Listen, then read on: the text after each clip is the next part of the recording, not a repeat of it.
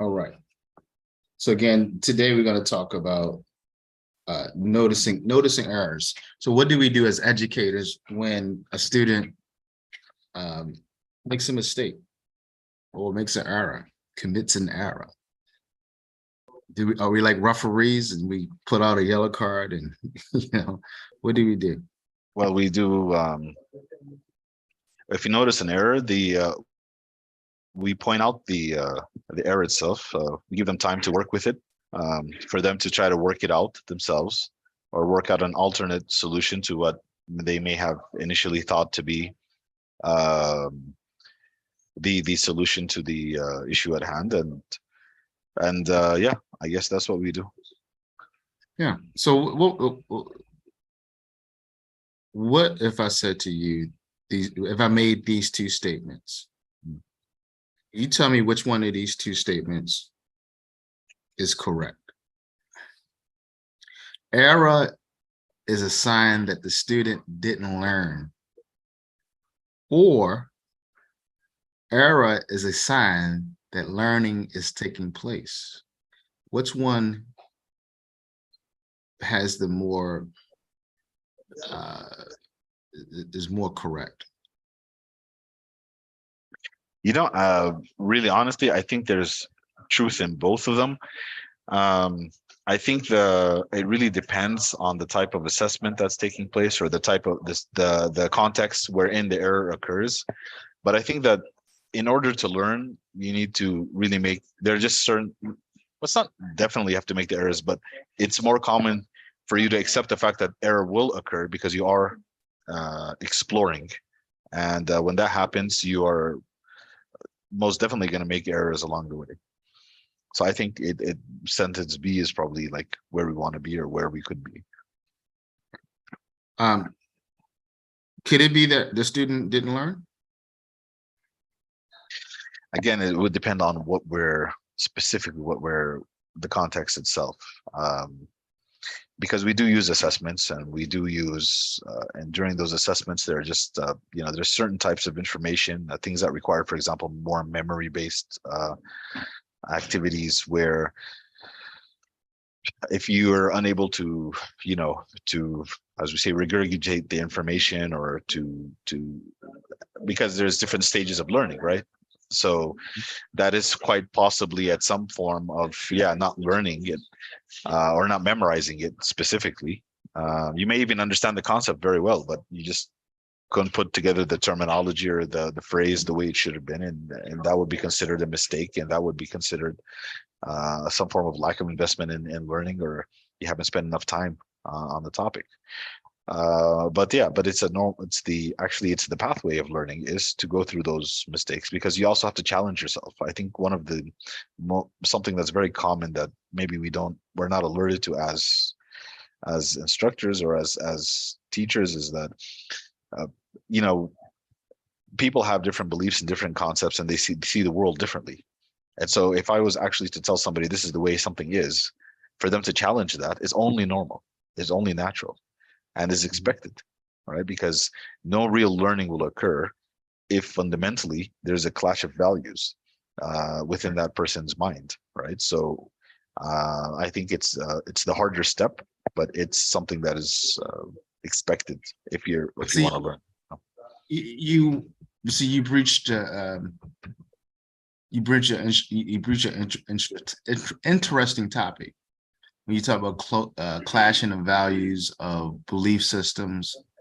That's definitely a part of learning, right? And that's when you're moving into you're challenging the epistemologies and moving towards ontologies, right? Now, if a student does that without gaining core knowledge, because that's higher order thinking, right? Higher order learning. Can a student do that without having a core base of knowledge on a given particular topic? No, that would be difficult. But let's say being given new knowledge, And then as the realization occurs that old knowledge now is irrelevant, or that there's some, let's say there's a difference to what the initial belief or understanding was, that's when the challenging will start to occur. That's when you'll start, the student or even ourselves, we start to wonder, we start to ask the questions that need to be asked to sort of correct our understanding. And I think that's where mistakes can happen. Let me frame it more contextually. Okay. You tell a student to read chapter 8 because it's going to prepare them for the next lecture. And you begin your lecture making a statement that's pretty interesting and strong, controversial, but it's based on the reading. Now, the student responds to the statement that you made, but it's obvious based on his response that he didn't read, or she didn't read the chapter, the information. Does that student have a right to respond? And as it relates to pedagogy, does that student have a right to respond even though they didn't read the assigned reading? Or should, not the right, but should that student respond in the name of learning? Should that student respond if he didn't read the reading? If they didn't read the reading, of course, that's very difficult. But let me ask you this. What if they read it and didn't believe it? That's a different story. That's a different story. That's a completely different story. And then that's when we move on to constructivism and, you know, building your own knowledge. And, you know, I don't believe it.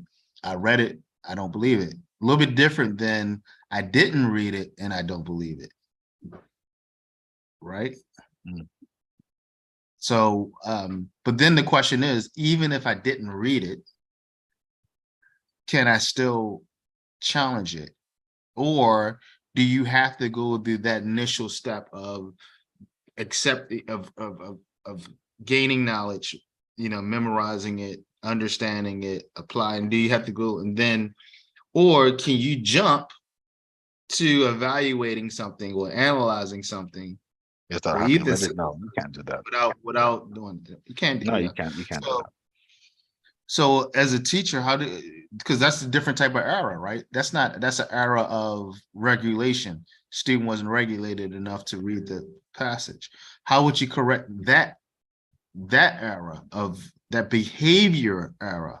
Because now this is not an objective era, this is a behavior era, right? In the sense that you're saying the method that they're using to acquire knowledge is flawed. There's something, they made a mistake somewhere, or they've missed something, right? Or they're just not regulated. It is not regulated. They're very opinionated, but not regulated because they haven't read the knowledge. Should we allow students who are not doing the initial phases of learning to challenge knowledge? Is that an era within itself? Yeah, I mean, if the assumption is that you can challenge knowledge without having knowledge, I mean, that's, you know, how can you challenge something you don't even know what it is, whether it exists or not? No, of course, it's you need to, even if you accept it or not accept it, that's something totally different. After that, you can question it. So how, as a teacher, how do you address that? Well, we try to go back to some of the basics, maybe try to either reintroduce the subject matter or try to show relevance of what it is that they're doing. And that students challenging you, students challenge you on a statement, but they obviously didn't read the assigned reading. Right. How do you address that in front of, you know, you're in front of, you know, 20 other learners? Do you smart, you know, do you say, hey, look, man, you didn't read this, so I don't think you should even be commenting? How do you address that? No, I try to avoid, of course, any form of self or, you know, directed criticism of a student in front of his classmates and everybody else. That doesn't help. I think you can, for example, you have other options. You can give an assignment or something, maybe pique their interest again to go back into it. Maybe you can maybe it's a sign that, you know, you've moved too fast, you've gone too far ahead. Maybe you've, you know, you should take time to take a step back, right? You can take a step back, go over the material again, or like I said, give an assignment or visit the material or open up your door and tell, ask people if they have problems to come see you at a certain hour, or deal with it individually. I don't know. I But would the only imagine point, these are the. yeah, the only point I'm just trying to notice is that there's different type of errors, right? Mhm. They're not they could be the errors could go beyond course objectives or course outcomes. It So could be do you mean like behavior error in an understanding, error for in example, you've had regulation, different. error in regulation. He didn't read it. He's not reading in the assigned chapters, but he's coming into the lectures ready to participate. Mhm, So mhm. he's ready. So he's ready to participate and can participate compassionately, but he hasn't read the assigned reading. So how, so as you know, that could be chaotic Yeah. because that can cause chaos too, because he's operating, he doesn't have a certain amount of knowledge from because he didn't read the assigned reading. I'm just making that, I don't want to dwell too much on that. I'm just trying to highlight the idea that there are also behavior errors that as teachers we have to address. Can you write down this sentence? Mhm. Write this down. What do you go last weekend? What do you go last weekend? Question mark. Mhm. So teacher writes, a student writes that down. What's right about this and what's incorrect about this?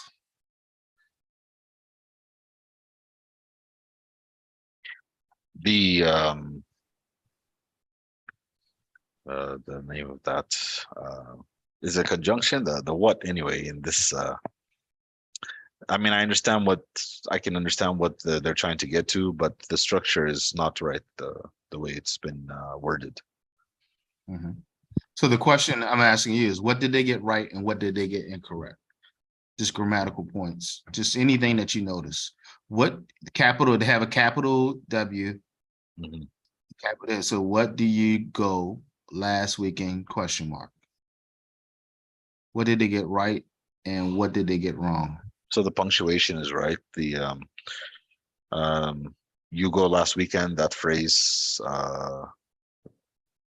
could be right if the first two were the tenses were changed. Yeah, Mhm. the tense for the verb and the what do we call those conjunctions? WH words. We call them WH words. Okay, so those, yeah, that's where the main problem is. Yeah.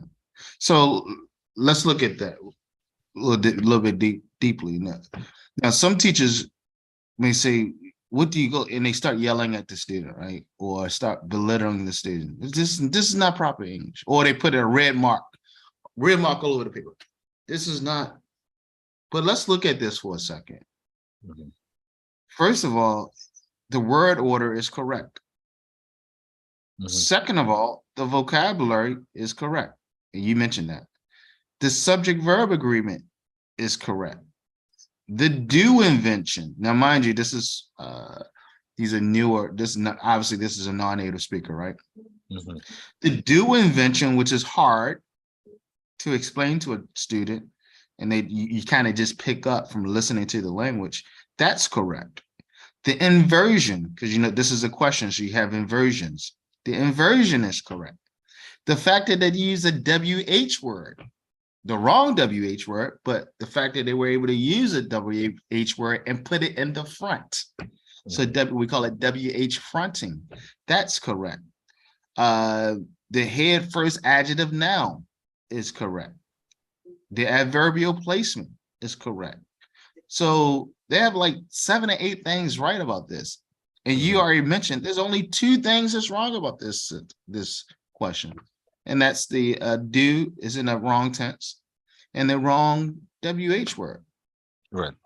So you have about 8 things, 8, 9, 7 things that's correct, and only 2 things is wrong. So that tells us, that should tell us something about how we notice errors and how we respond to errors. So we have to differentiate between what is an error and what is a mistake. What's the difference between an error and a mistake?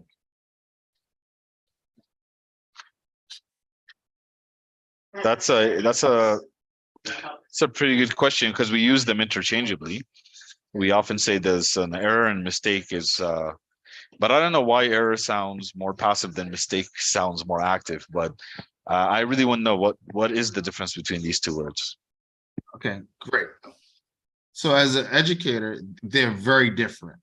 Even though even though the common folk, us common folk, when we wear our common folk hat, we use them interchangeably, as you said. But as an educator, they're very, very different. A mistake is when a student is able to self-correct, or when we're able, or people are able to self-correct. Okay. Okay. An error is when someone or a learner doesn't notice that there's a problem. So they write a run-on sentence and they just don't know that that's a run-on sentence. They didn't notice it. Whether they were taught, practiced it or not, they just don't notice that there's an issue. So they can look at it a million times and they wouldn't notice.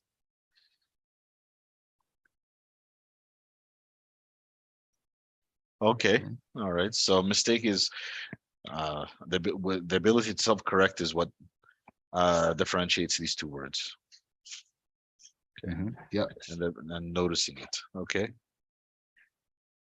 All right. So basically, when we challenge students, many times students are actually making mistakes and not errors. It's just our job is to address, is to kind of point and guide the student,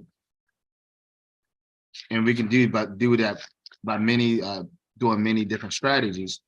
Should maybe suggest to the student that something's not right. And if we take that time, and this is really about time, right? And not rushing through. If we take that time, we will start to notice that students are able to self-correct. So it's not an error, it's actually a mistake. All right. So a mistake would be something like a mistake could happen internally or externally. Example, I am aware of the error after I have said it. Or for us, right, after I have written it. So when we write, we make errors all the time, but then we're able to self-correct. Right? That doesn't mean we're stupid, right? That doesn't mean we don't know, because we do it. I know I do it all the time. Make a ton of errors in my writing, and then I go back and self-correct. So that's a mistake. Another one is I'm aware of the error as I say it or as I write it. And I'm pretty sure you do that all the time, because I do it all the time. Right? And then we go back and we press, we click delete and we fix the issue.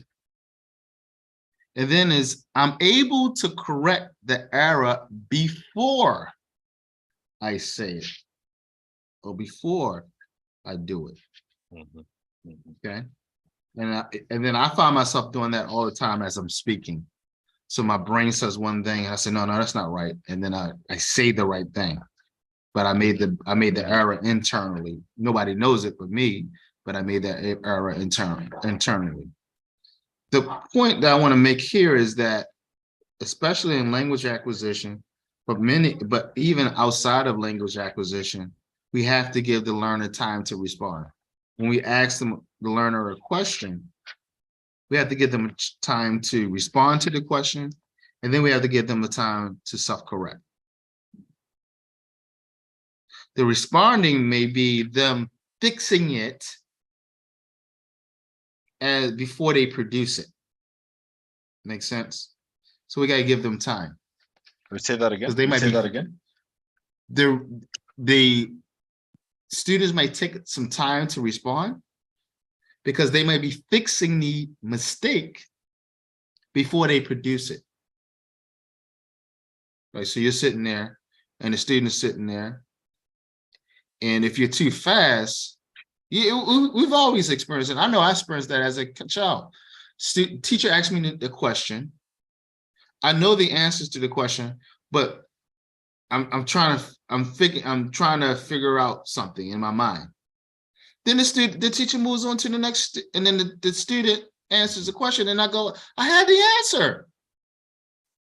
Just give me a half a second. I would have answered it. Then, I know as a student, I used to be pissed off about that.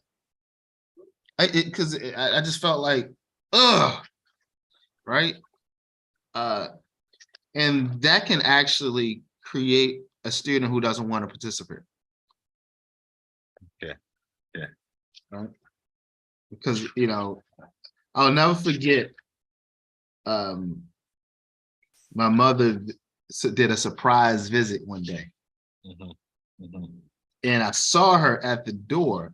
And as I was raising my hand, and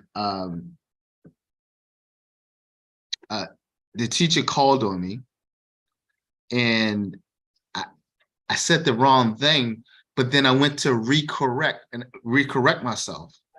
Mind you, because I'm looking at my mother on the surprise visit. So I said the wrong thing because I'm doing two things at one time. So I went to recorrect. No. And the teacher had already went to the next student. Right? And then later on that day, my mother asked me what? Why did you get the question wrong? And I go, I knew the answer to the question. Right? And the fact that I remember that, and that was in elementary school, and I'm 47 years old now. Right? For everyone else, that was a trivial experience, but I still remember that to this day. So as educators, we have to be mindful of the little trivial things. Asking questions. When we ask questions of students in class, sometimes that's when we steal the students' confidence. So we have to be very careful about asking students questions, giving them time to respond, giving them time to collaborate, and making sure, this is a big one for me, making sure that the answer is somewhere in the classroom. One cool moment I had in the last couple of years is I took a teacher. It was supposed to be a group of teachers. Only one teacher got their visa. I took him to America. I took her to America rather, and we visited some schools, and we visited my old high school, and the teacher had chart paper on the ceiling. I said, why do you have work on the ceiling? She says, when I ask questions, a lot of times the students go like this. Said, that's ingenious. That is ingenious. I never thought of that. Absolutely right. We go like this. So Dave likes to say, when you're teaching, you're teaching. When you're testing, you're testing. When you're teaching, you're teaching. When you're testing, you're testing. Teaching is giving the students the answer. Testing is not giving the student the answer. Instruction should never be a test. The answer should always be present. And sometimes the answer is the other students. So getting them to collaborate. Getting them to collaborate is extremely important. Yeah, absolutely. Absolutely. Very interesting. Very interesting.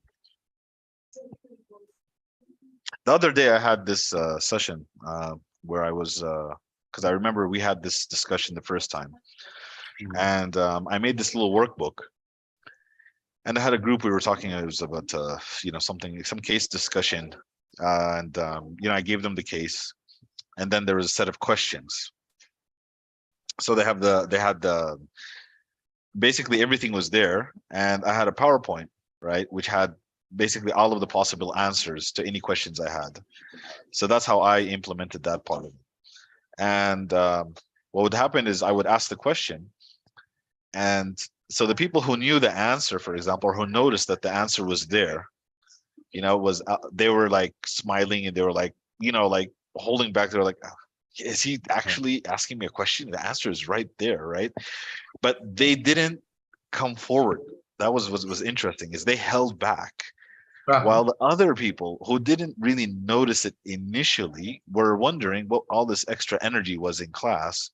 And then they sort of were like, look, that's the answer, and they were like, okay, I have the answer, and they came forward. So it was an interesting way to do things, actually.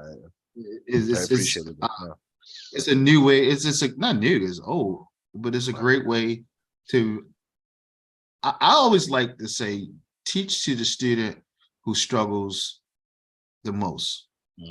If you consider that, if you teach to the student who's struggling the most, you're gonna win, because now everyone wins. It goes back to that warmer idea, right? Easy, easy, easy, easy, easy. So we teach that way, where the student we know is going to struggle the most, if he gets it, it's a win for everyone. Let's look now. Remember, ultimately, we're talking about English language acquisition. All So right. let's think about this. I want you to say this sentence to yourself, or say a sentence to yourself or out loud, correctly and then incorrectly, a couple of times. What is the difference in sound production? And could you imagine why students may have problems picking up the distinction and then producing the difference to the satisfaction of a teacher? Now, here's the sentence. I'm not even going to say it. I'm going to type it in the chat.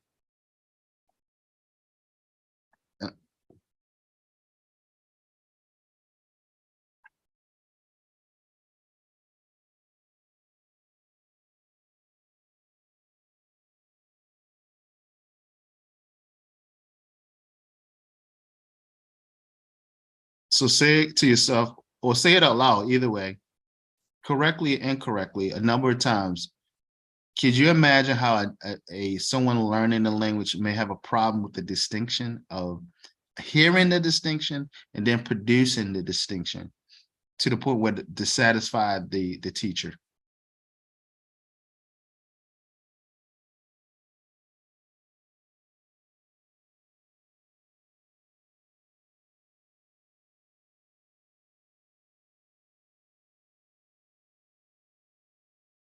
Now clearly I can see the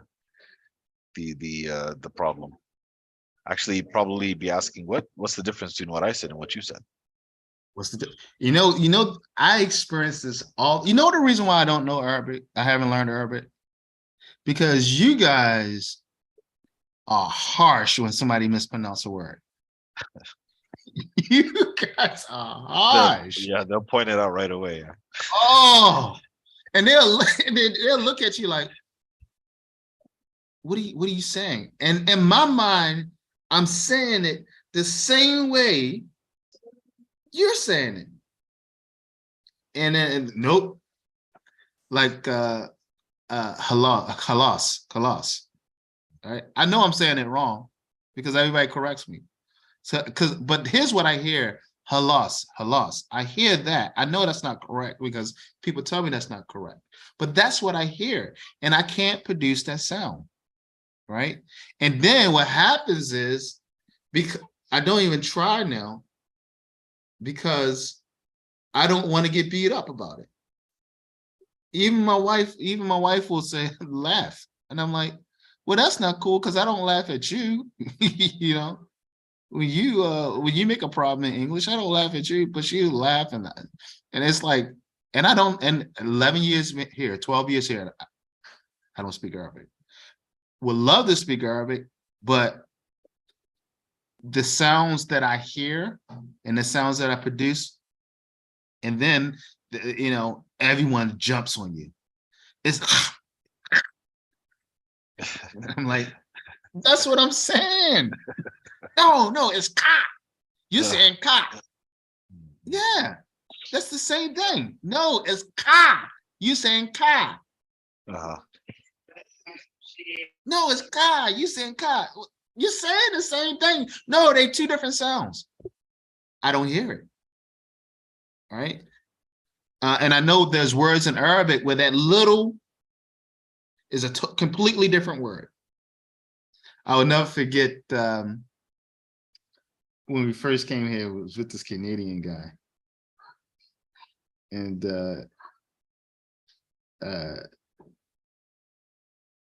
I forgot, but I forgot what he was trying to say.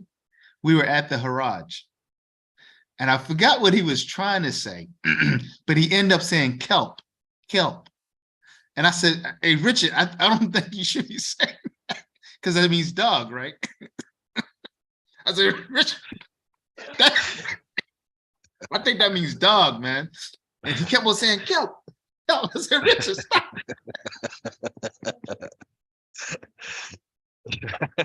Richard, stop. He's like, no, it's kelp. I said, no, man.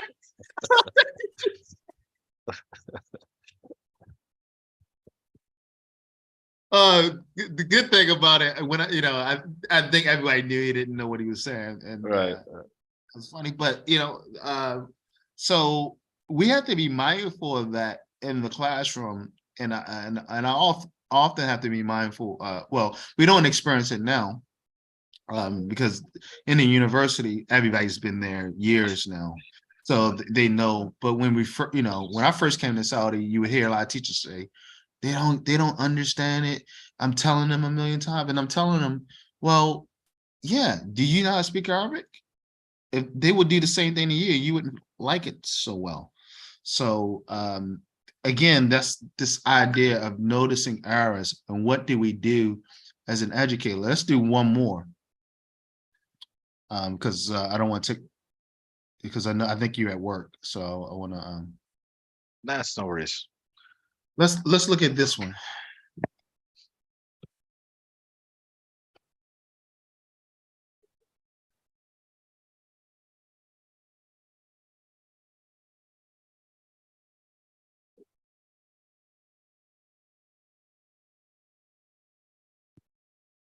All right, for this one, I want you to look at, what do you think the student is trying to say here?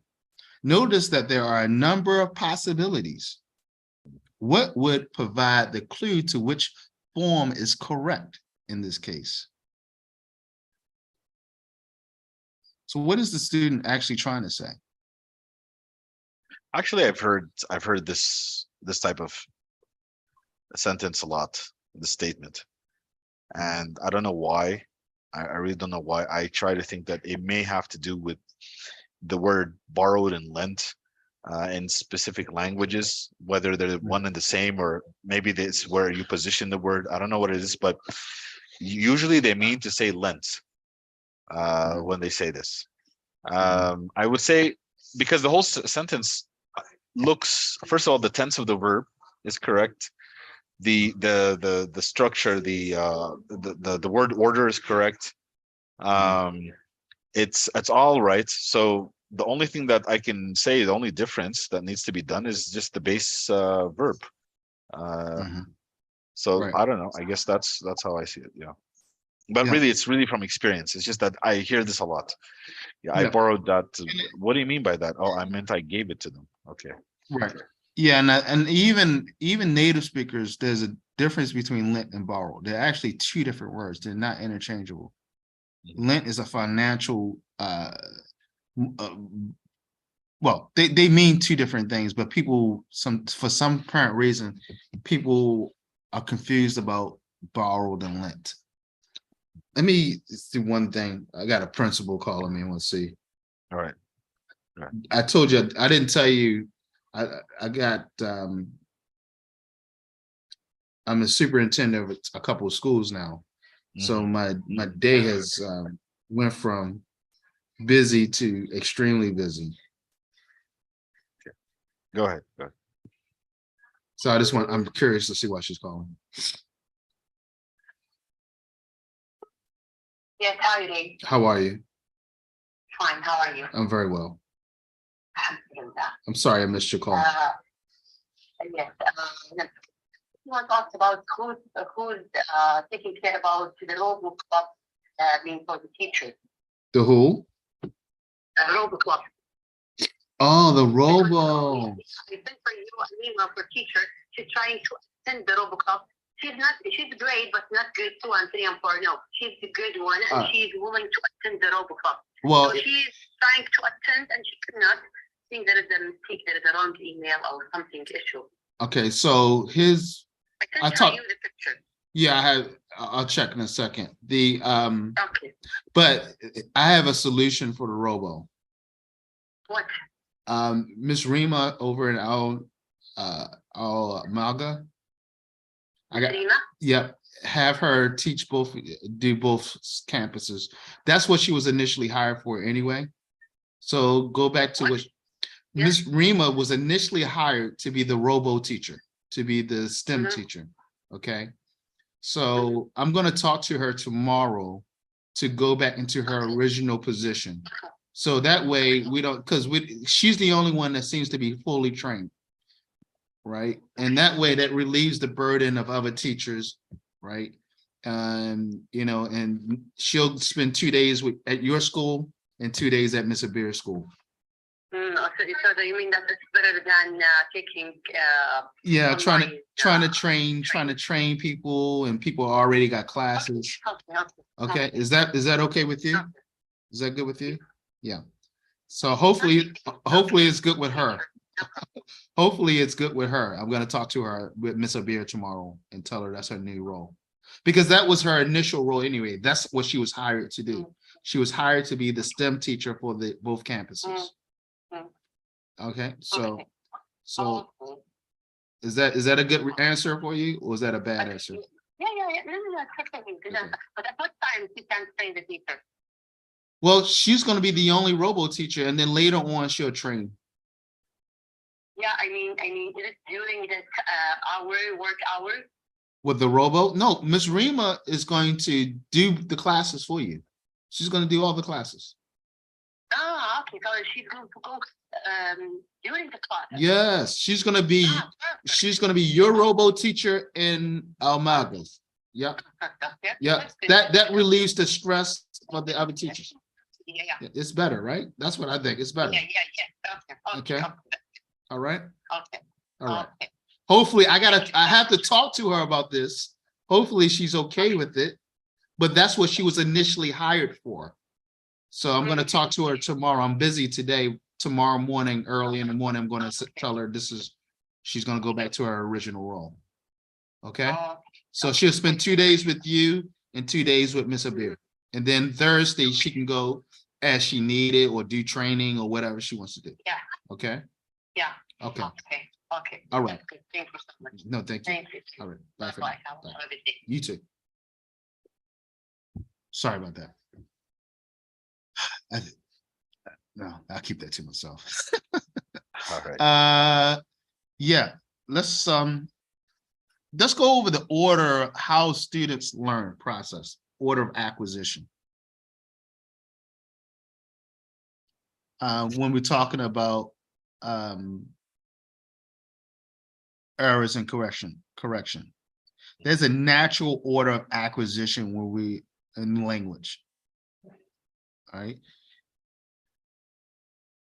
It is clear that children acquire language features in a discernible order. Word order comes first. You want to take that note down. Word order comes first. So when children learn a language, they're processing word order first. And although children do not include all the words, it is clear what they want. All right. So students process word order first. Or not students, but babies, children. Yeah. Okay. Now, it's not clear exactly when they're able to get all the word order together, but we know that there's a process and that they are figuring out the word order. They're also figuring out inflection, right? So this is why some babies speak faster than others. They're observing language. Some babies are able to observe language or process faster than others. Like my boy was speaking early. My girls took a little bit longer to process to speak. But but now at 6 and 7, she's more fluent than him. Even though it took her longer to start speaking, her fluency is way better than Ray's. Ray, he's gotten that from me, where he has a little, not stutter, but he has some speech issues. And I had speech. You see it now. I have speech issues. So I think that's a trait that he got from me. But she didn't pick that trait up. She speaks extremely fluent. Now, Ray speaks well, don't get me wrong, but sometimes he stumbles, where she's a female too, and females are normally better at speaking. Supposed to be more fluent. Yeah. That's because of the white matter they have in their brain. So normally it's baby goes cookie, right? And they learn the inflection, cookie, and mom knows that baby wants a cookie. And then it goes somewhere from cookie to mommy, cookie, right? And then over time it goes from mommy, I want cookie, to mommy, I want a cookie, right? So the speed, the fluency, all the inflection gets better over time. But it's clear, and then this goes back to Chomsky with his we're pre-installed. Right, the software. With the software is pre-installed. And then, and it's getting all these updates, and the updates come from the world that child lives in. That's the updates. So it's getting all these updates, which improves her ability to speak, fluency, intonation, vocabulary, all those good things. All right. So if we remember that, we should take that same moment of pause when we are dealing with learners acquiring a language. And we don't know, we can't gauge when it's going to happen for each learner. But if we give them enough inputs and we model the language appropriately, then they will get it. That's one of the issues I'm dealing with at school. We have teachers who probably don't know the basic teaching paradigm, number one. And more importantly, they're not modeling good language or proper, what I call appropriate language, what we're going to talk about shortly. And therefore, they are in the classroom not modeling good language, which the students are going to learn bad grammar from the teachers. Right. And then the parents are going to be unhappy, and you know where that goes. So it's important that we know that learners require time to integrate new grammatical structures in their interlanguage systems, that pre-installed package. However, it is not only that the transfer is delayed, but the learners can produce a form that bears no resemblance to what is presented to them or practiced. So basically, whatever they see in the world, we can't dictate when that software and that update is going to take hold. or when the update takes place, that's a lot of nature, that's a lot of nurture, or a combination of nature and nurture. All right. But we must make sure that we allow them, we give them inputs, we give them something to observe, and that we scaffold. Yep. So I don't think we talked a lot about scaffolding, right? No. Okay. So scaffolding is just like a scaffold on a building, right? Just the way they build a building. They always put scaffolding up, and they build the brick building one brick at a time, right? Masons build one brick at a time at the end of the day, right? There's a plan, and then they put the scaffolding up and they build it one brick at a time, one room at a time, right? They don't put doors on before there's a wall. Right. Right. And that's scaffolding for us as teachers. We scaffold, going back to crashing I+1. They're going back to their prior knowledge and building on prior knowledge and doing the things that you need to do to assist students to get them to a certain point. Scaffolding, building one idea at a time and building on that prior knowledge. Building on that prior knowledge, whether it's worksheets, whether it's collaborative efforts, project-based learning, all the things, every activity should be scaffolded to produce a certain outcome. Okay, so we don't ask a third grader to write a 5-page paper. Right. We scaffold. Right. We start with sounds and phonics, right? And then we go into words and vocabulary and phrases, and we get to the point, sentences, and we get to those points when we scaffold through the grades to eventually, hopefully, they can write self-regulated, works. Let's see. So stage one, you want to take this notes down. Stage one in the order of acquisition is single units.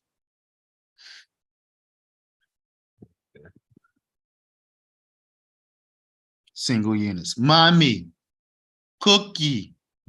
That's single units. Cookie. Dog. Bad. Right? Stage so they two. Start with they start to when they do that, they start with lower number of syllables, right? Single syllable and then double syllable. Okay. Right. And also, and that's where the inputs come in, because, and this is where people say that, kids who grew up in well-educated families, they're hearing bigger words. So their software updates are more advanced than kids who may come from families who are not as well educated. Right. Stage two is word order, subject, verb, object. Mommy, I want a cookie. Stage three is they are starting to use WH wording. When, where, what. When, where, what.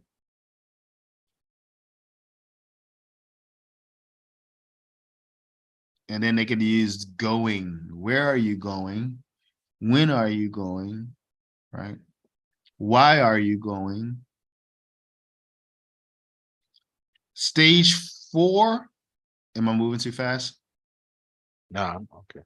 I'm on. Stage four, that do invention I talked about earlier, they begin to be able to use that do invention. And that B is a difficult one, right? That B means everything.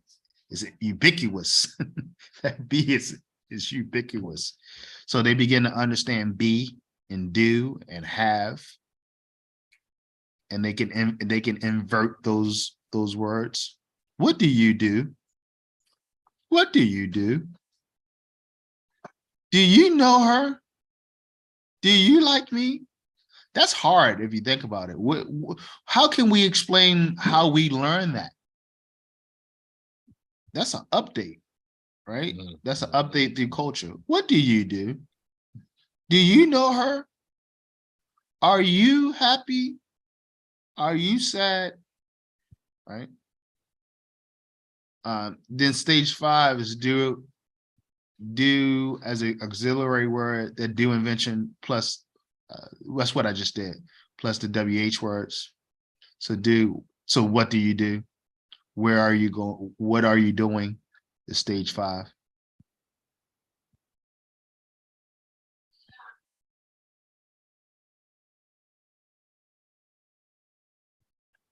Stage yeah, that's stage 5. Stage 6 is they start begin to use can. Can you go with me? Can you go with me?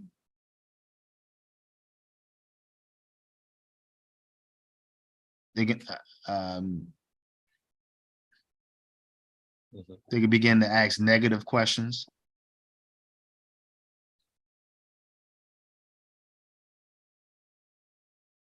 Stage 7, they begin to put clauses together.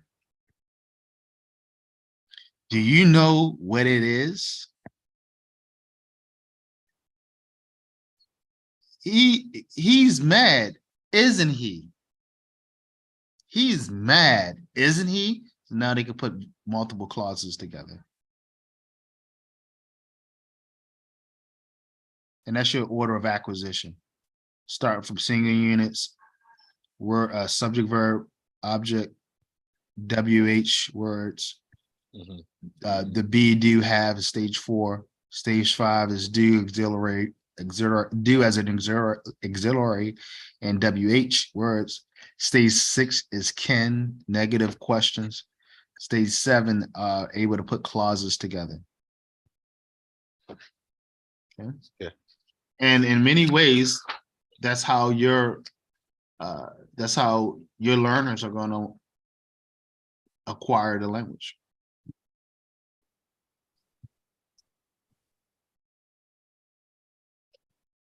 All right, let's talk about guidelines for correction. We got to understand that teacher may or may not know what an error, when an error, or what error has been made, what the student is trying to say, or what would be the best way to correct the error. Perhaps the first rule of correction is patience. I mentioned that earlier. Right. I think from my experience, 75% of the battle was patience. Because most of the time, the learner is not making an error, they're making a mistake. So patience often fixes that, because sometimes you don't know what the error is. And you could jump the gun and think the error is one thing when it's something completely different. And if you jump the gun, you may cause more confusion within the student's mind. So it's better just to be patient. And what I tell teachers is you need to pre-think questions before you, as a part of your lesson plan. Don't go asking questions just off the hip, because it could be a recipe for disaster. Sometimes it's better to teacher not ask questions unless that question has been well thought out before the lesson, because you can get yourself in big trouble by asking questions or shooting off the hip. There's a reason why ETS spends 2 years. I think I told you this before. 2 years before they put a question in the circulation in their test, SAT. 2 years. So if ETS takes anywhere 2 years, 18, I think it said 18 months, about 18 months. That tells you something about questions, right? So the questions should be well thought out. It should, we're teaching to teach, not to test. When you're teaching, you're teaching, you're testing, you're testing, you're testing. So we got to be the questions that we ask in class, they need to be very well thought out. Okay, because they can cause more problems than help. Inappropriate error correction often leads to a learner shutdown. Absolutely. And that's why you don't shoot from the hip. And basically and often think about it, your classes that you've held over the years. How many students just sit there and don't participate? Have you ever had a class where everybody just, anxiously raising their hand, I want to participate? I've never had that. For me, in earlier grades, but not like high school, middle school. No, that stops after elementary school. Yeah. A lot of that is because of the teacher asking questions from the hip, and people go, they get in shutdown mode. We do it at work, right? Who wants to volunteer for this?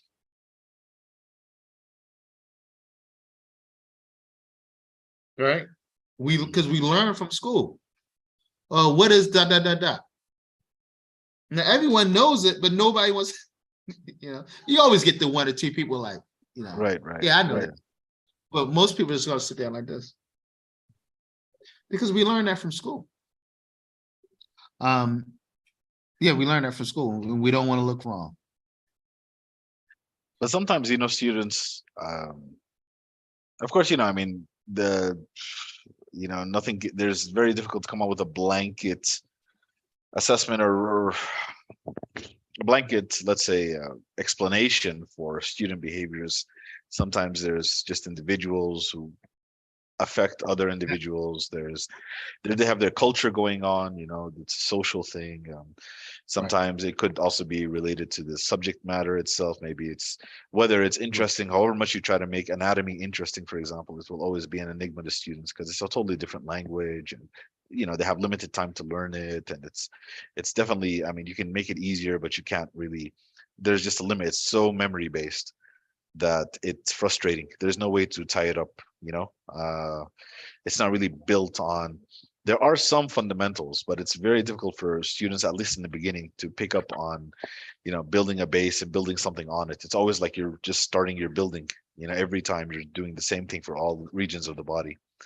But I also noticed something, and I don't know, I think it's this is very in university or college level, where participation, there's a fear of participation because there's an assumption that if we can answer these questions in class, even if the questions are given to them ahead of time, and if you're not shooting from the hip, because sometimes you shoot from the hip because you may notice something also. You may notice that there's either a gap, or maybe there's something that we want to go over again, or maybe something we want to rephrase in a different way, or even maybe, I'm trying to get the class involved. So I'm going to ask them questions about, yesterday, or a very fundamental lesson, just so that they can start to get excited about the lesson. But I came across this common misconception that if we can answer the questions in class, the exam's going to be harder, because he's not going to bring these questions into the exam. He's going to say, okay, now we understand this. So he's going to ask us even more advanced questions. And it's also, at times, they won't answer a question, even though you could be asking them a very basic fundamental question, something they've already known, they should know. They will also sometimes be like, I don't want to say they're stalling the class, but they definitely want to have control over the rate of their learning. Okay. And this is one of the ways that they're able to express themselves passively, without having to say, sir, you're going too fast or something, because they don't want to say that. So the way they'll do it is you'll notice their participation start to sort of take a dive, right? And they start to take more of a step back, and they like to become observers. And of course, initially that can be very frustrating because you're trying to move on. You have that syllabus in your mind, you have course objectives, and you have a limited amount of time to do that. But of course, it's also a way to sort of stimulate your creativity, because then you start to think, okay, how can I get them on board? How can I get them to move forward on this? And you always want to be their friend. You don't want to really be their the antagonist in that relationship or in that classroom setting. You want to be a friend. You want to be someone they can look, they can come out and talk to you. They trust you, and just noticing that.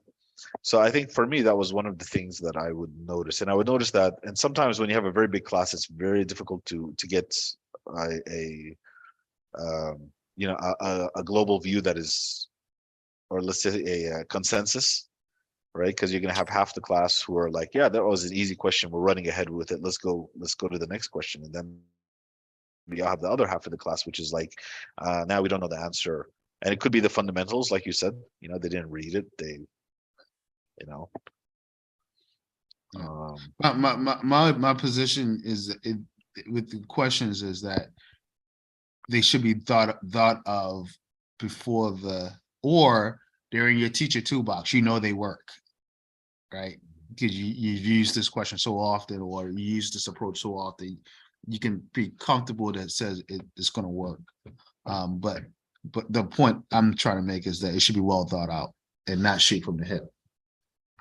Let's move to the guidelines for correction. Again,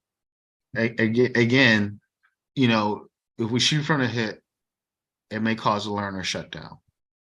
It could possibly delay learning and create a bad learning environment. The best suggestion for when errors are made is often not even to correct the error until, again, you're able to think about what the best approach is. Don't feel the need to automatically correct an error. Also, if it's not something that you're looking for, and I've noticed that teachers do this a lot, if it's not something that I'm looking for, a lot of part of the objectives for that class, why should I even correct that error if I'm not looking for it? Or if I haven't taught it to you, or I can't reasonably expect you to have already known it, I'm not going to correct that error. I'm not going to open that can of worms. I'll address it. I'll put it in my memory. I'll write notes and I'll take care of it later, maybe create a lesson on it or address it at a later point. My point is that not all errors need to be corrected right then and there, immediately. yeah, it can be overwhelming. Yeah.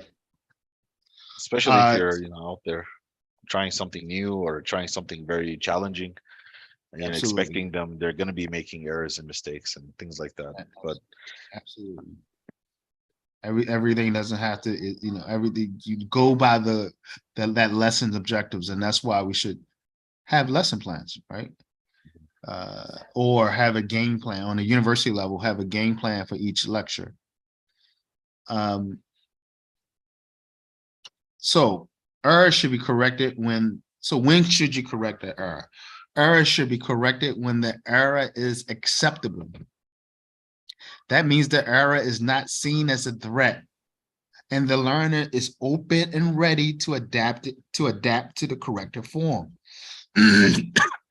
So this goes back to Carol Ann Thomason, where she talks about differentiation. She says that when you go to differentiate instruction, the student must be ready. They must be interested. And you must address their learner profile. You must take into consideration their learner profile. Okay. And this is the same thing for errors and corrections, for correcting errors. The error cannot be seen as a threat, and the learner has to be open and ready to receive that correction. okay, that sounds very nice, but what does it actually mean? Acceptable? Yeah, is No, the error the acceptable? error cannot be seen as a threat. What do I mean by threats here? Sometimes, you mentioned this earlier, sometimes it's cultural things. Sometimes a student may say something in class that is that is acceptable culturally, but may not be the best for a worldview. They don't have it's not a worldview. It's not a worldview. It's not acceptable as a worldview. Right? It's not acceptable as a worldview, but it's acceptable in that culture. As a teacher, you probably want to let that slide at that point and then readdress it later in a different way where the time and the setting may be correct. Another one may be a threat. And where I'm from in Baltimore, a lot of people like to say, he be, she be, they be. I know where it comes from. It comes from contractions. But in Baltimore, you hear a lot. They be going to the store. He be going to the store. And if you, depending on how you correct it, that could be seen as a threat in Baltimore. You know, you're threatening the way I speak. This is the way I speak. All right. And it could be seen as a threat. So sometimes certain correction could be seen as threat. I'll give you another one. Student works very hard on a paper, right? And you just, and they're very compassionate about the topic. And you tell them but they had some issues, let's say, with their research question. I see this in the doctoral group all the time. And this is where the committee and the candidate always have a little friction. Oh, my chair, I worked hard. She doesn't want me to get a doctorate degree, right? She's stopping me, right?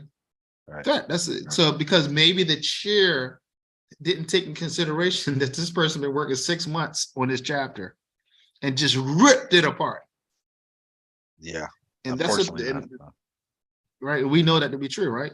And so maybe certain errors are not acceptable at that time or at that moment.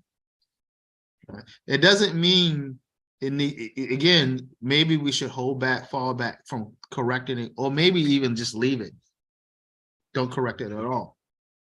If it, so is it acceptable? Is it a threat? Is the learner open and ready to adapt the corrected form? I'm trying to think one in Saudi context.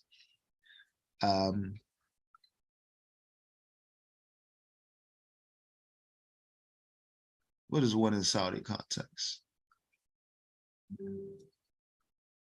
That's like that Arabic they keep correcting for you. Right. Well, I'll give you one. Saudis like to say before 3 years ago. Okay. If I'm not looking for that at the moment, I don't have to correct that. I can let them, because it's something culturally acceptable in Saudi English.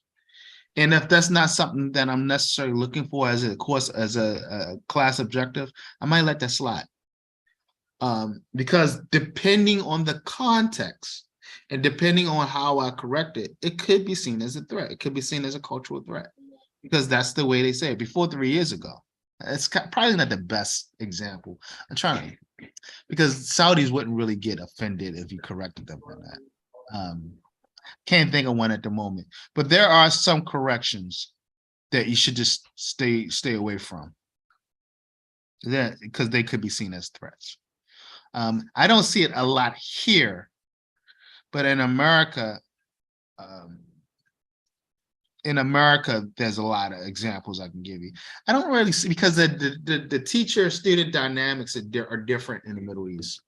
Teachers up here, student kind of sit submissively in other parts of the world, whereas in America, there's some friction sometimes between teachers and students, especially at the high school and middle school level.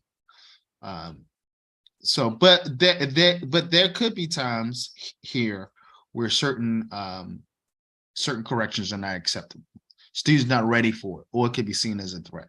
Students not open to it. The next guideline would be the correction has to be understandable. So make sure before you go to correct it that you can explain what the error is and how to fix it in simple words.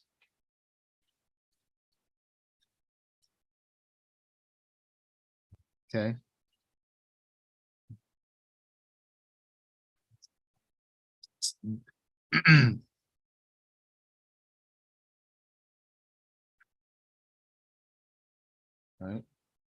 And they did. Yeah. Now this goes back to me in Arabic, because I don't understand the correction. When people correct me, I don't understand the correction, Okay. right? So the correction has to be understandable. So if you're correcting, you must be able to correct it in a way where the learner can apply it, right? And not feel frustrated like me. What happened? What just happened? Right?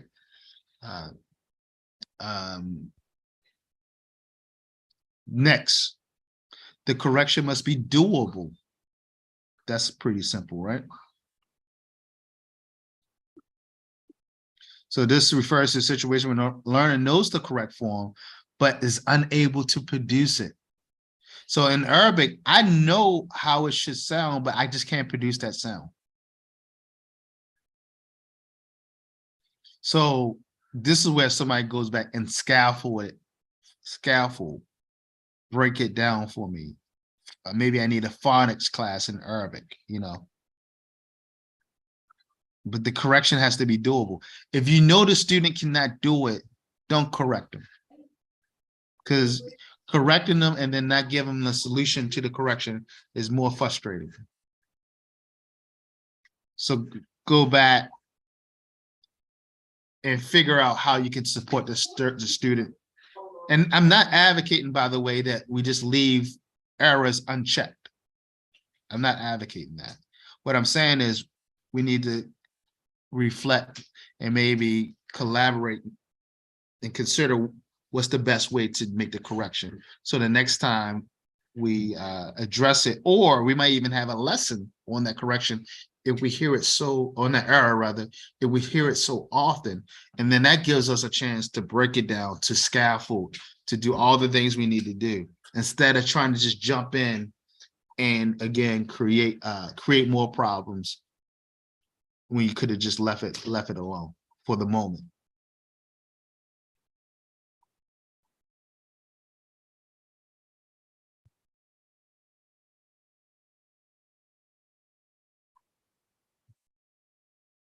All right.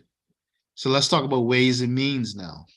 Now, when we do decide to correct, knowing that the correction must be acceptable, must be understandable, it must be doable,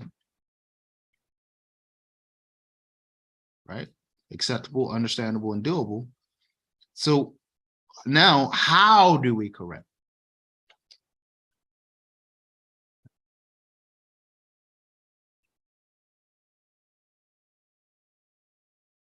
The number one way to correct is see if the student, this way it goes back to the patience, see if the student can self-correct. That's the most profitable way to correct, because self-correction leads to self-efficacy, and that's what we want. But earlier, you said that errors are when they're unaware of them, so they can only correct mistakes in this way. They can only self-correct a mistake. So I'm gonna show you how to do that. Okay. This is where the good teaching comes in. Great. Really? This is what I'll show you how I do it. Really? Right? And they start to say, oh, hold on a second. Hold on a second. And I do this when I know them a little bit and they know me and my style. Really? So what either happens is his buddy next door goes, or he goes, you can start to see the wheels turn like, uh-oh, something ain't right here. And then they go back into that, let me see if I can figure out. And if I give them enough time, after going really like 2 times, 3 times, give them enough time. At this point, that's when I have other students raising their hands who wanna, I say, no. Yeah. Let him, Just chill out for a second. Let him figure it out for a second. And just sit there. And sometimes it's awkward, but give him the time to process. Or remember when I'm testing, when I'm teaching a teacher, I'll go, yeah. I point to the answer. Yeah. Or I point to where the correct, I give him a hint or a clue.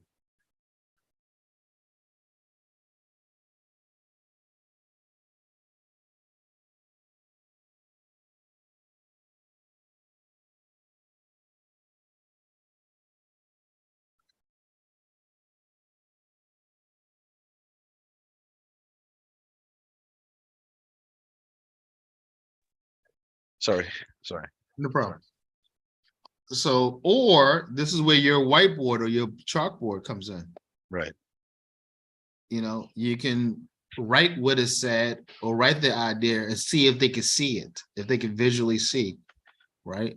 Or if you don't have a whiteboard on their notebook or a piece of paper, write exactly what's going on so they can visually see it.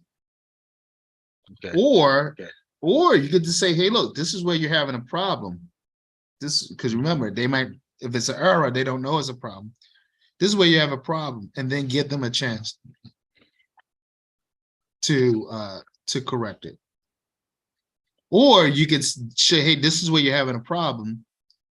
Can you don't you think about it and tell me later what the issue is.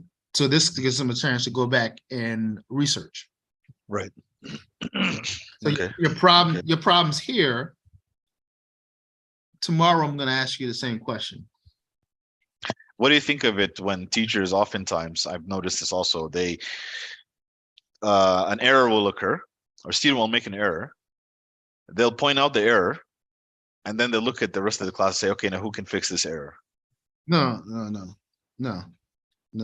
Well, okay.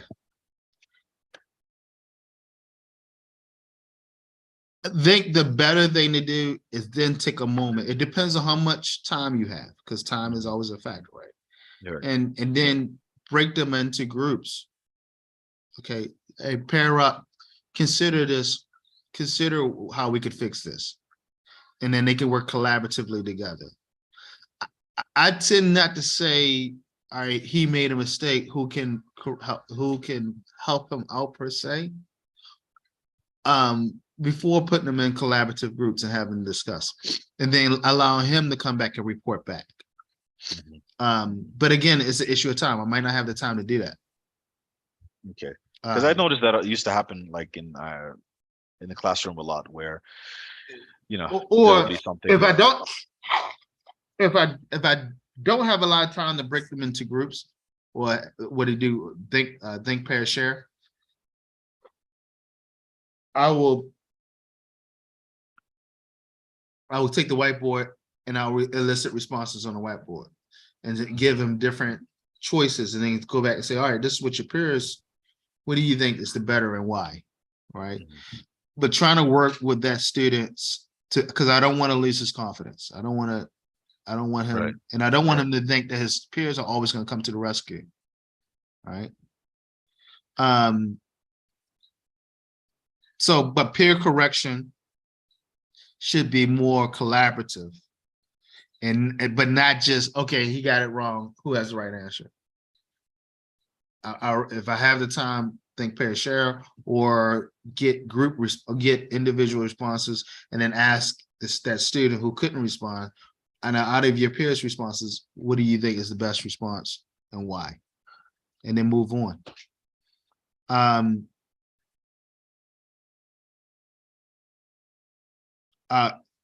Teacher correction would be the third. So the first one is self-correction. The second one is peer correction. The third one could be teacher correction. Now, this is when I don't have a lot of time. So how can I do that? I can rephrase the question. I can ask the question a different way. That's more leading. So ask a more leading question instead of an open-ended question. So I started off by asking an open-ended question. I might rephrase it to be more of a leading question. Okay. Okay. Or I can ask another question that clarifies and brings more context to the initial question. So I can ask a clarifying question. Okay. Or I can go back to my micro teaching. I can go to teacher.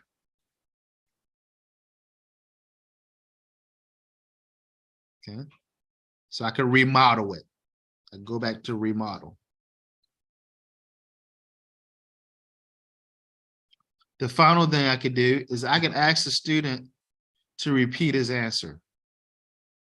So kind of see if he self-corrects. It's kind of like that car, you know, the battery. Jump it, re-jump the battery. Okay. So can you repeat that answer again for me? What normally happens is the student will pause for a second and say, and maybe it's like shutting the computer off and then shutting it back on, and then something magical happens, and then sometimes they spit out the right answer or an answer that's better. The fourth thing that we can do is have the student look it up. So once you go back, once you go in, and this is where it's normally good to have a class library, or now we have Google, right? They have phones now. Once you Google that,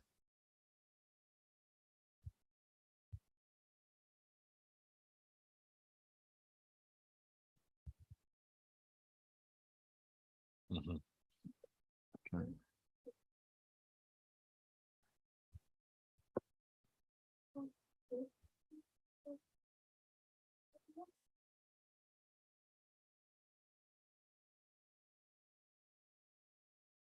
also understand too that noticing errors is correct answers could also be errors. Ooh.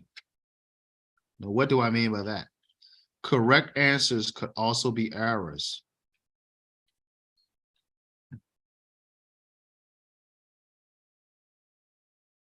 And here's what I mean by that. A student may not know the answer, but they're just repeating what they've heard or what you just said. So you got to look out for that too. So you might have to clarify.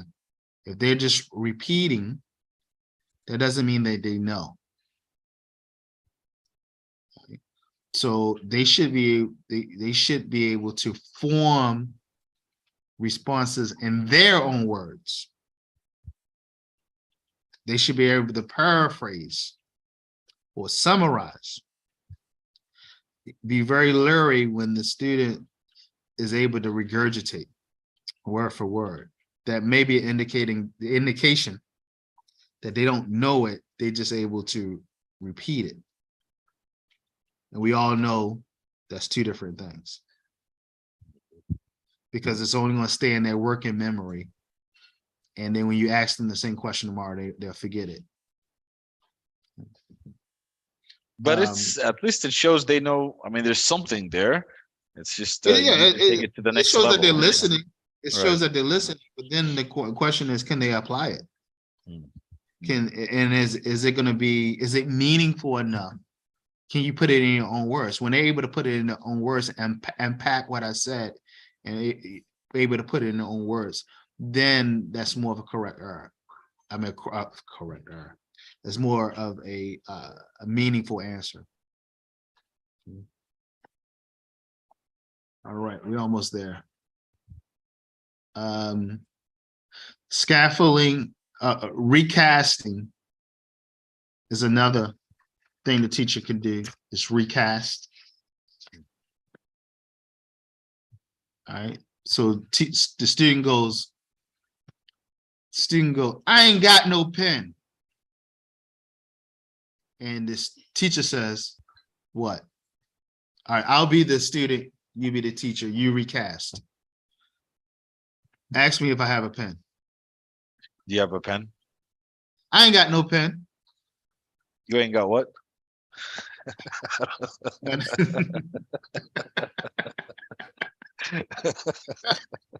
So you recast it, you say it properly. You say it the way it should be said. All right, let's go. Let's do it again. Ask me if I have a pen. Do you have a pen? I ain't got no pen.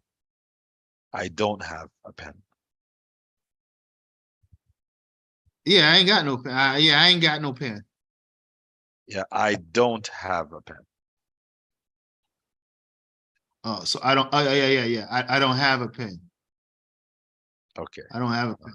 Well, we'll see what we can do for you. All right. So that's recasting. So when a student says it wrong, you say it correct. That's recasting. I ain't got no pen. I don't have a pen. Okay. All right. So let's do that one more time. I'm gonna switch it up a little bit. Okay. Ask me if I have a pen. Do you have a pen? I ain't got no pen. I don't have a pen. Ain't you got no pen? Don't you? Wait. Hey, you got no pen? Yeah. Don't you have a pen? Yeah. There you go. There you go. Okay. So that's recasting. Yes, well, Recasting. that kid has it. He's like, he went and studied that, worked on it, and came back to you.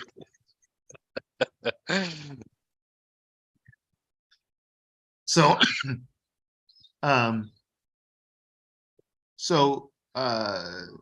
recasting could be good. Just be careful with the recasting, because the recasting, we got to make sure that it's, again, acceptable, understandable, and doable, and that really acceptable, because that interaction could turn into a thing, depending on who the student is. And again, if it's an adult learner, you might get offended, depending on who it is, right? So be careful with recasting, because recasting can come across as arrogant to some people, or the teacher's being arrogant. Okay. And we all have, the grammar Nazi. You don't want to be the grammar Nazi, right?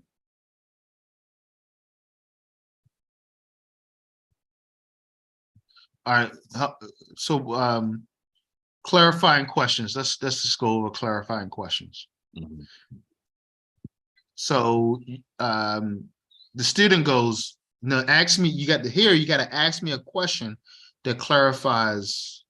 Yeah. Okay, go. So the student goes, hey teacher, I was in coffee shop. Oh, okay, clarifying questions. Hey teacher, I was in coffee shop.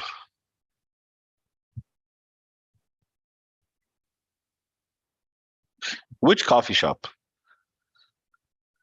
Is that going to get you the answer? Well, Oh yeah, okay. No. That's a good one. Which coffee? I was in the coffee shop by the mall. Yeah, that gets me there, because it gets me to say the. So you wanted me to say the, right? Right. And I was at the coffee shop, so that gets me to say the. All right. I was thinking of I was in the coffee shop. I was in coffee shop. In the coffee shop. In the coffee shop. It's almost like a recast, but it's actually friendlier. It's actually friendlier than a recast. In the coffee shop. In the coffee shop. Okay. So you suggest the correction back to the student. Yeah. Okay. Suggest it as a question. But your way was good too. Okay. Your way was all, because it got me to say respond in the way that where I used the word the, because that's what the mission was. Right. That was the. Okay. So that's clarifying questions. All right. Can you tell me the 3 times in which we correct a student? The 3 criteria we need to correct a student. When the correction is acceptable, comprehensible or understandable, and doable. Right.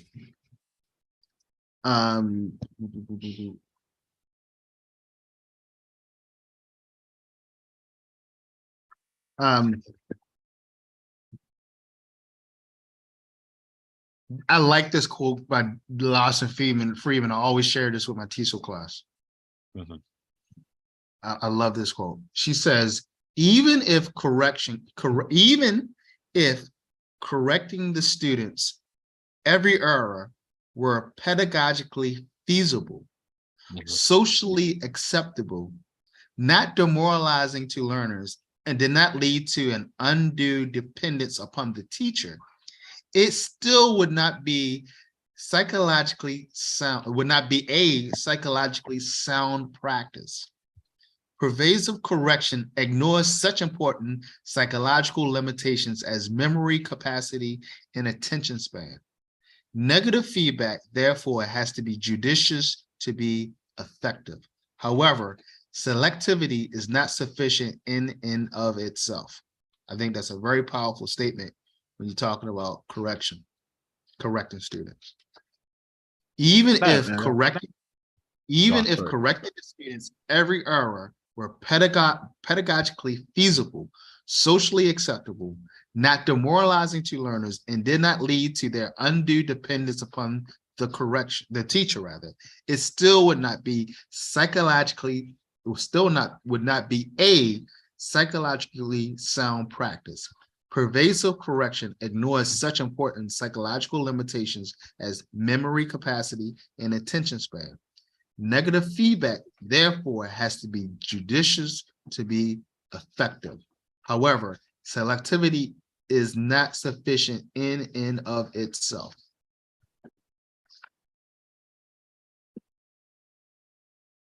Right. Who is this again?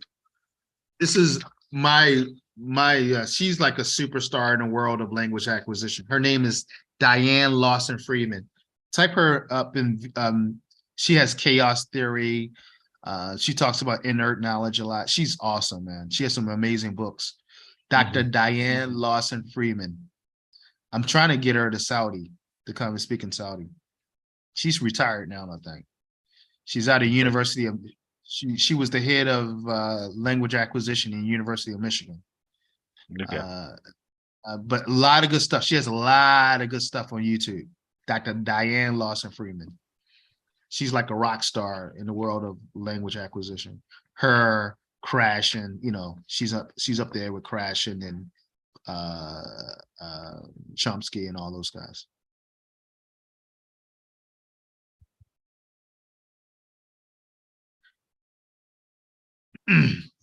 So when we talk about correction, we should be talking about correction as it relates to adding value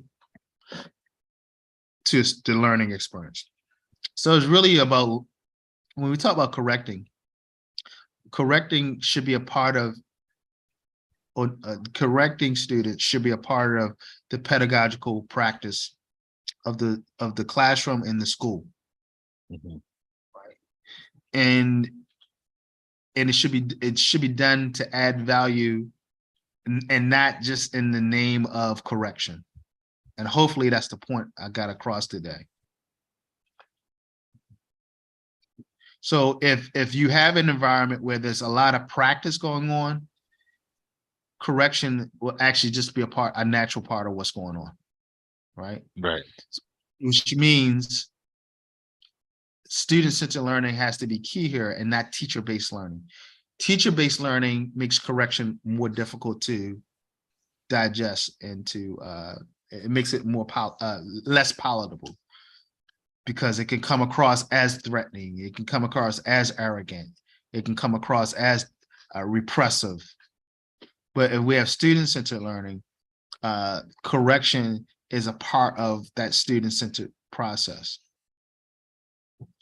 Also, when we have a collaborative learning environment, correction becomes a part of the ethos or the mode of operation of the learning environment, because peers are able to correct one another because it becomes a part of the learning environment. People don't get offended.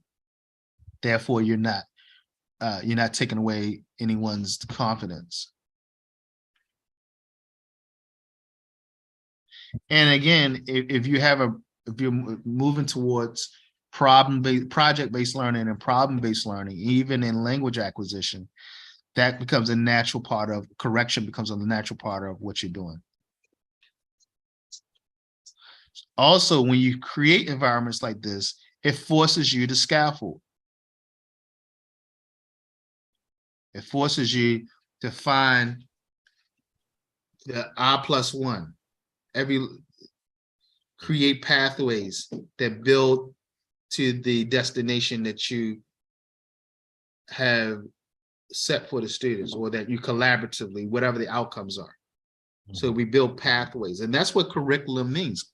Curriculum is Latin for pathway, for towards a destination. It was in Latin, it was used for races. So the pathway was called the curriculum. And if a runner doesn't know the pathway, he can never win the race if he doesn't know where the goal line is. And the pathway takes him to the goal line, the finish line. So corrections, so if we're creating an environment where that the curriculum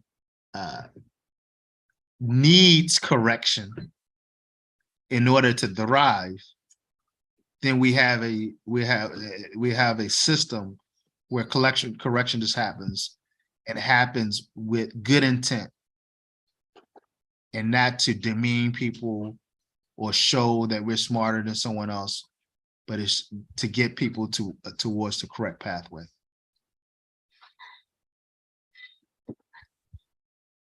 That is my presentation on noticing errors. It's much funner when we do it in class with groups of people, but it was fun with you.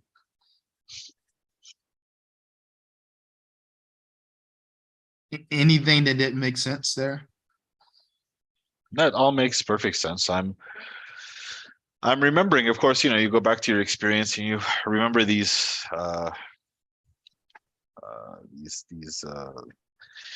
the issue of errors in class, which can occur commonly.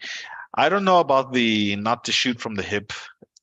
I have this thing with learning sometimes that I feel there's opportunities that present themselves in class. And I know that some people stick to the script basically, and they try not to seize them. And that can even go for like the way people manage the time that they have. Some people will set 40 minutes for a lesson, or 30 minutes for a lesson, and then you can find the dynamics changing in class, the learning occurring in a different pattern than you expected, or maybe you can't, not everything, people are specific, right? They're not all the same. And like I always tell them, sometimes I feel a wave.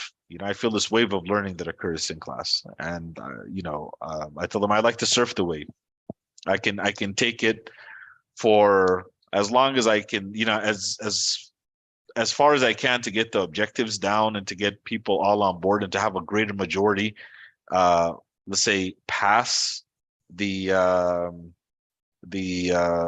problem, right? To get over the problem, to feel that confidence in them, and then move on to the next lesson. But some people don't do that. Some people say, no, I've set this much time, I'll get here, I have to move on. And they have a valid point also, which is, well, I don't want to take time away from the other topic, and I don't want to waste people's time, because some people have obviously gotten on board faster. I don't want to waste their time. I want other people, for example, to pick up the pace and to invest more in the lesson. So I can see all that. Yeah, but yeah, I definitely, yeah. Go ahead. My position again is, I'm not saying don't shoot for the hip. I guess, and if I communicated that, it's improper. It's be careful about shooting from the hip, is what I'm saying, and that you're not asking a question that creates more problems than what it was worth, and that it's probably better to plan questions out. But again, if you see that opportunity and you feel that's what, teacher advocacy is one of the #1 factors in becoming an effective educator. So you take those opportunities, you go for it. What I'm saying is, I don't think it should be a standard practice, your go-to practice. I see a lot of teachers always just asking questions that they probably didn't think about, and it creates more problems. And going back to the lesson planning, I don't know what I feel. I'm kind of in that school of thought that you should just follow the plan, but I also know that things don't go as planned, right? So, there are going to be teachable moments, and I think good teachers know what to do. I mean, that's the definition of a good teacher. Actually, a good teacher knows what to do when those moments come up. I think I have a problem with teachers who are not good teachers. That's really my issue. Who are not as pedagogically sound and don't have enough experience. I think they should follow the script. I'll be honest with you. I think they should follow the script until they get to the point where they're able to take those risks. Because you've been doing it so long, I've been doing so long. If I take a risk and I mess up, I can recover. Right? I can recover from a mess up because I've been doing it for so long. However, a new teacher, it could create a lot of problems for a new teacher, or a teacher who's not as experienced. So I don't want to. I'm not saying don't shoot for the hip. My position is be careful about shooting from the hip.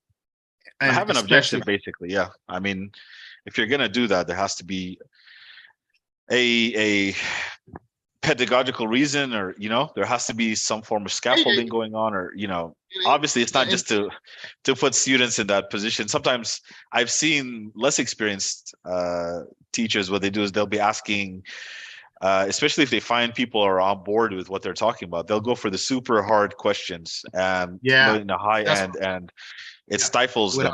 And they're like, you see, that's what I'm telling you. You have to study more. You have to do this. I'm telling you, you have to go look at that. And that's like sort of showing off what while in reality you should always just be aware that however much you try to not come down again, however much you try to be relevant, right, to make yourself relevant to that student, however much you try, I always keep in my mind that I'm still not there. It's just I'll never be able to imagine what I'm saying, the perception, right? The only way I can get it is just from the interaction. Then I can feel that confidence that okay, I made it across. So yeah, and having that set game plan, because if you are well prepared for that lesson, you can take more risks because all the corners and all the angles and all the nuances, right? And if you're not as prepared, I would say you shouldn't go and shoot questions from the hip because you haven't explored enough. Right. If you've been teaching the course for the last 5 years, every angle of that course. Yeah, you can go and the angles. But if you're new to that course, I wouldn't ask certain questions because you may put yourself in a quagmire. All right. So what I want to do is I want to go over appropriate language, and then I want to share the answers to the test with you. And it's like 80 something questions, so we're gonna need a little time. This week I'm camping with the scouts. This weekend. Can we do this in another class? Yeah, in another class. Yeah. Okay. So we have, for next class, we have the appropriate language and the and then I'm going to go over the answers. Go over the answers with. Okay. And we'll probably need about 2 hours to go over the answers and talk about. Appropriate language is not very long. It's like a 10-minute conversation. Okay. So definitely, you said this weekend you're camping with the. I could probably find tomorrow afternoon. Tomorrow evening I probably can do. Okay. All right. Tomorrow evening is okay. Like 5 o'clock, 5:30, something like that. 6 o'clock. It has to be at 6, so I can, so I'm not late to the class. Okay, yeah. I'll be in transit. Yeah, 6 o'clock. Let's shoot for 6. Tomorrow's Tuesday, right? All right. Yep. 6. All right. All right. So I'll see you 6 o'clock. See you tomorrow at 6. Absolutely. Okay. All right.